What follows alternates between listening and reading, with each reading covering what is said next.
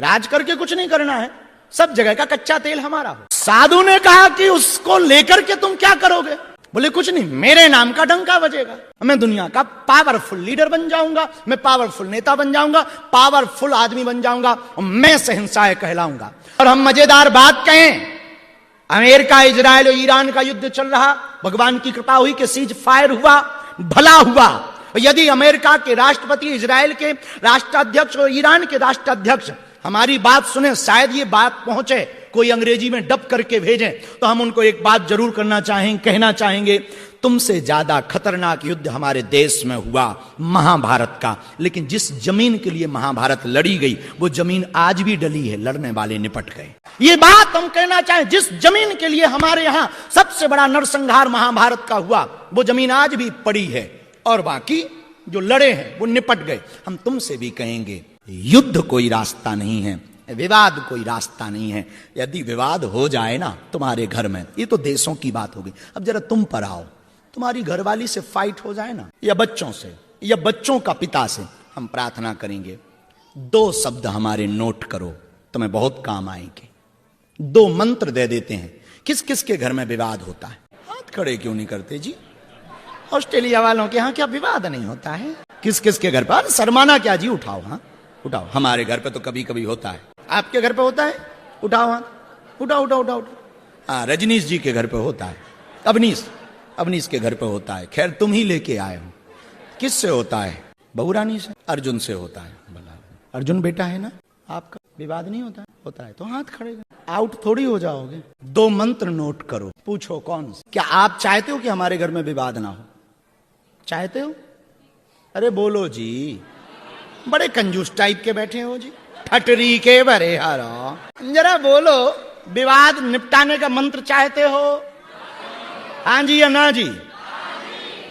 2 मंत्र हैं हमारे पास, कहो तो बोले।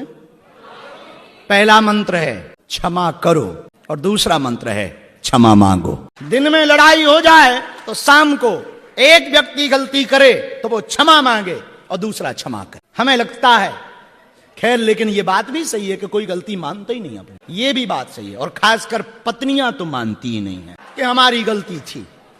पुरुष भी कम नहीं है। तो हम प्रार्थना करेंगे कि 2 मंत्र याद रखो, क्षमा करो और क्षमा, अंग्रेजी का एक शब्द है सॉरी। कोई सॉरी कह दे तो लड़ाई खत्म, लड़ाई हो जाए सॉरी कहो, लड़ाई खत्म। अस्पताल में डॉक्टर सॉरी बोल दें तो शब्द वही है पर बड़ा खतरनाक। क्षमा करो और फिर से बोलो जरा जोर से, क्षमा करो और क्षमा मांगो। यदि आपके पास ये उदार दिल है तो हमें लगता है आप शांति के नजदीक हैं। शांति किसी माता जी का नाम नहीं। हाँ, शांति का मतलब संतुष्टि, शांति का मतलब तृप्ति, शांति का मतलब जिसकी खोज में तुम्हारा जन्म हुआ। तुम आज तक भाग ही इसीलिए रहे कि हमें शांति मिले। और हमारे पास तो बड़े बड़े लोग आते हैं, वो कहते हैं गुरुजी भगवान की कृपा से मकान है, गाड़ी है, बंगला है, एक ही दिक्कत। हम पूछते क्या? मन शांत नहीं रहता। हमने कहा आप क्यों नहीं शांत रहता? जब सब कुछ है तो फिर भी मन शांत क्यों नहीं रहता? तब हमें एक बात समझ में आई। पूछो क्या? अरे जोर से तो पूछो, और जोर से पूछो। मन शांत ना रहने का एकमात्र कारण है, और वो है हमारी अपेक्षाएं। हम निरंतर अपनी अपेक्षाएं बढ़ाते हैं। इसका मतलब अपेक्षाएं खत्म नहीं करनी, पर 2 सिद्धांत और हम पूरी दुनिया को देना चाहेंगे, खासकर कैनवरा और ऑस्ट्रेलिया के लोगों को हम यहां से जरूर देना चाहेंगे। 2 सिद्धांत याद रखना, इच्छा और हरि इच्छा। तुमने जो सोचा वो इच्छा है, और पूरी ना हो तो समझना हरि इच्छा है। और यदि आपके अंदर ये विचार आ गया कि भगवान की इच्छा है, तो हमें लगता है तुम्हारा मन संतुष्ट होने लगेगा, मन शांत होने लगेगा। एक कथा हमको याद आई, तुम्हें बड़ा आनंद आएगा। किसी गांव में एक फकीर रहता था, साधु रहा होगा हमारे जैसे। बीच रास्ते में एक दिन लेट गया, हाथ की तकिया बनाई और लेट गया। उस जमाने में राजाओं का जमाना था, तो एक सम्राट वहां से निकला। तो सम्राट के मंत्री ने इशारा किया कि जरा साइड हटो, राजा आ रहे हैं। तो उस फकीर ने लेटे लेटे कहा कि अभी अपने सम्राट को बोलो कि अभी शहंशाह आराम फरमा रहा है। तो मंत्री को बड़ा बुरा लगा। उसने ऊपर से नीचे तक 2-3 बार देखा, फटे कपड़े, बड़े बाल, लंबी लंबी दाढ़ी, और ये अपने आप को शहंशाह बोल रहा है।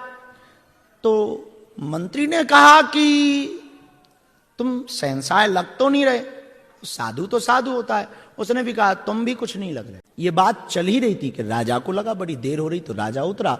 राजा ने मंत्री से पूछा कि क्या बात है। तो उस मंत्री ने कहा कि एक कोई पागल लेटा हुआ है और अपने आप को शहंशाह बोल रहा है। वो कह रहा है कि अपने राजा को बोलो कि अभी शहंशाह आराम फरमा रहा है, और जब आराम हो जाएगा तब बुलाया जाएगा।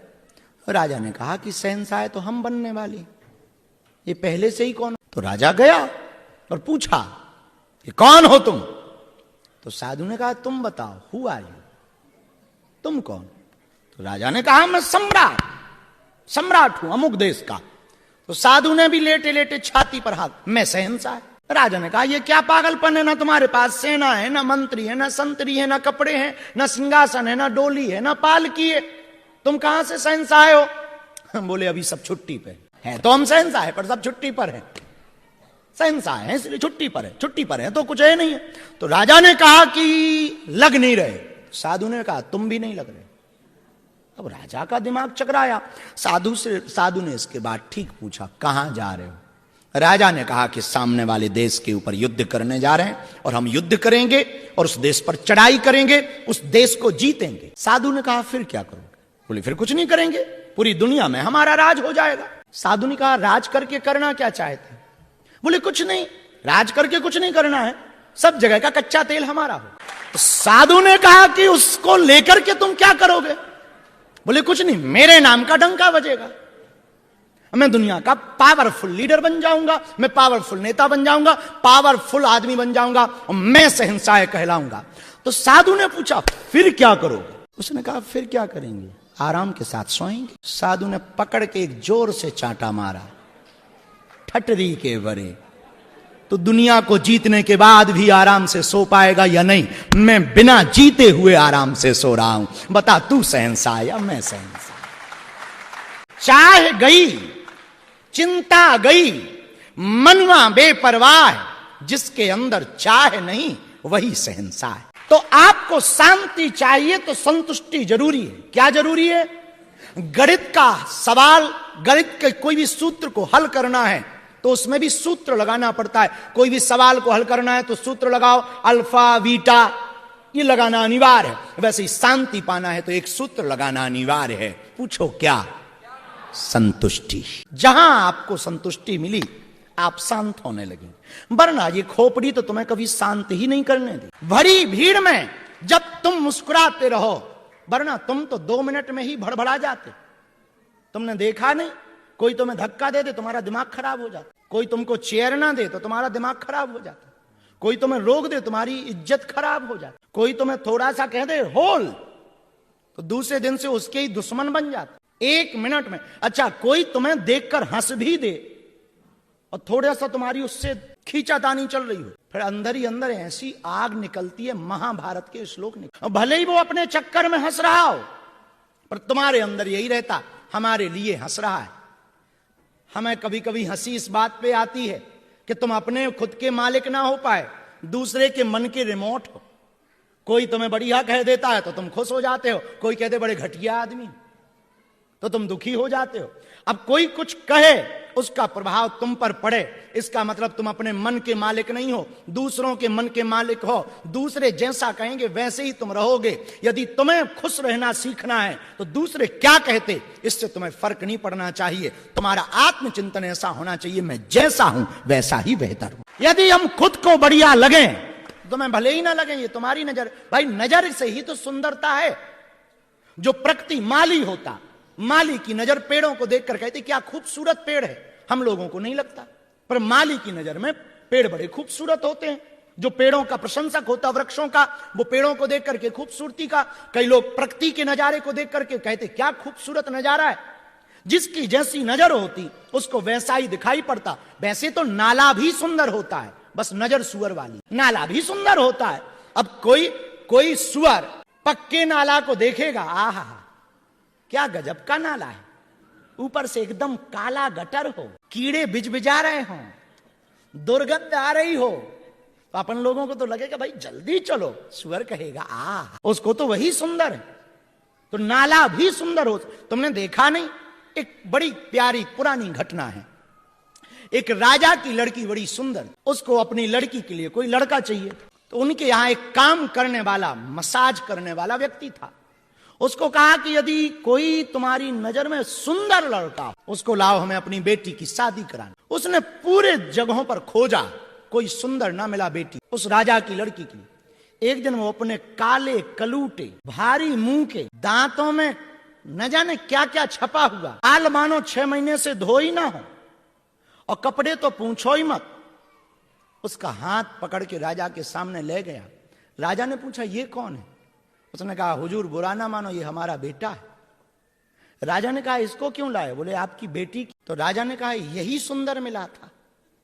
उसने कहा हमने पूरी दुनिया देखी, इससे ज्यादा सुंदर कोई दुनिया में मिला नहीं। हमने खूब नजर मारी, इससे ज्यादा सुंदर मिला नहीं। राजा कुछ नहीं बोला। इस कहानी का अर्थ सीधा सा है, बाप की नजर में तो बेटा ही सुंदर, पिता की दृष्टि में तो पुत्र ही सुंदर होता है, क्योंकि उसकी नजर उसके प्रति बड़ी साफ होती है, और हमेशा सुंदर ही लगता है। और हर पिता को पुत्र सुंदर लगता है, चाहे वो कैसा ही हो, सुंदर ही लगता। देखा नहीं माताओं को, भले ही काला कलूटा हो, लेकिन वो कहते नजर ना लग जाए, उसको भी काला टीका लगाता। हर माँ और पिता को अपना बेटा सुंदर ही नजर आता है, चाहे वो जैसा भी हो।